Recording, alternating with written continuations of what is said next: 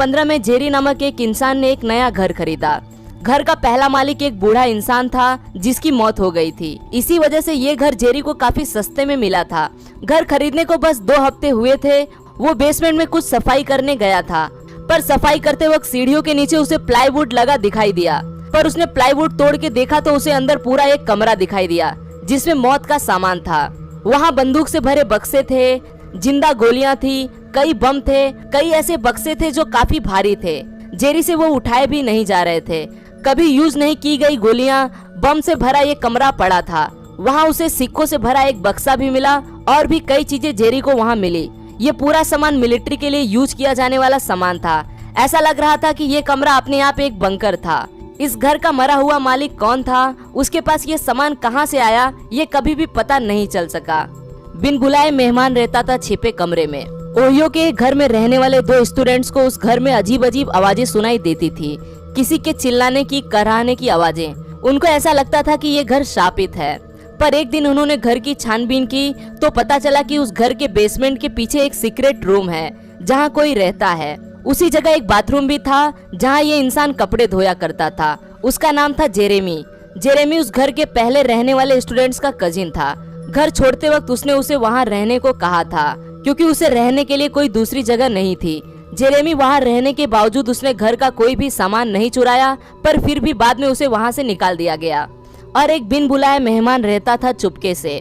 कुछ सालों पहले इमगुर नामक सोशल नेटवर्किंग साइट पे टू ब्राइट ब्राउनी नामक एक यूजर ने पोस्ट डाली जिसमें उसने कुछ तस्वीरें डाली और कहा कि जब मैं और मेरा छोटा भाई हम पापा के घर में खेल रहे थे, तभी खेल खेल में मेरे भाई ने हमारी किताबें रखने वाली अलमारी को खींचा जिसके पीछे एक रास्ता जाता था जो सीधा नीचे जाता था। नीचे पूरी एक रूम थी। उस रूम तक पहुंचने के लिए काले रंग की सीढ़ियों से जाना पड़ता था। उस रूम में चुपके से किसी के रहने की कई निशानियां मिली। वहां कई खेलने की चीजें उन्हें मिली। केले का छिलका जिसे किसी ने शायद कुछ ही घंटों पहले खाया होगा, और वहां उस लड़के ने खरीदी एक कैंडी भी थी जो शायद उस शख्स ने रात को सो जाने के बाद चुपके से चुराई होगी। पर इमगुर जैसे इमेज शेयरिंग साइट पे डाली इस पोस्ट का भरोसा करना कितना सही होगा ये कोई नहीं जानता, पर अगर इसमें जरा सा भी सच्चाई है तो ये बेहद दिलचस्प वाकया साबित हो सकता है। जब छिपे कमरे में मिली नए घर मालिक को चिट्ठी। 2005 में जेसन और कैरी ब्राउन इस परिवार ने साउथ कैरोलिना में $75,000 खर्च करके एक घर खरीदी किया। कुछ दिनों बाद उन्होंने घर का नूतनीकरण करने की सोची और इसी के चलते उन्होंने घर की साफ सफाई शुरू कर दी। साफ सफाई करते वक्त उन्हें बुक बेस के पीछे एक सीक्रेट कमरा दिखाई दिया जिसमें सबसे पहले एक चिट्ठी मिली।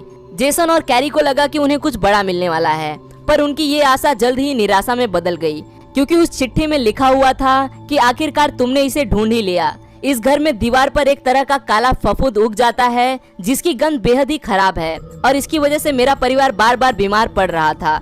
यही कारण है जो हमें ये घर छोड़ना पड़ा। ये पढ़ के इन दोनों ने इस घर को बेचने वाले एजेंट के खिलाफ इस बारे में न बताने की वजह से कानूनी कार्रवाई की। जब छिपे कमरे में मिले पैसे और बहुत कुछ, इमरजैक नाम के सोशल नेटिजन ने रेडिट इस सोशल नेटवर्किंग वेबसाइट पे एक पोस्ट के द्वारा लोगों को जानकारी दी कि उसने अपने घर में छिपा एक तहखाना मिला है। जब उसे एक लॉक किया हुआ दरवाजा मिला तो उसने उसे तोड़ डाला।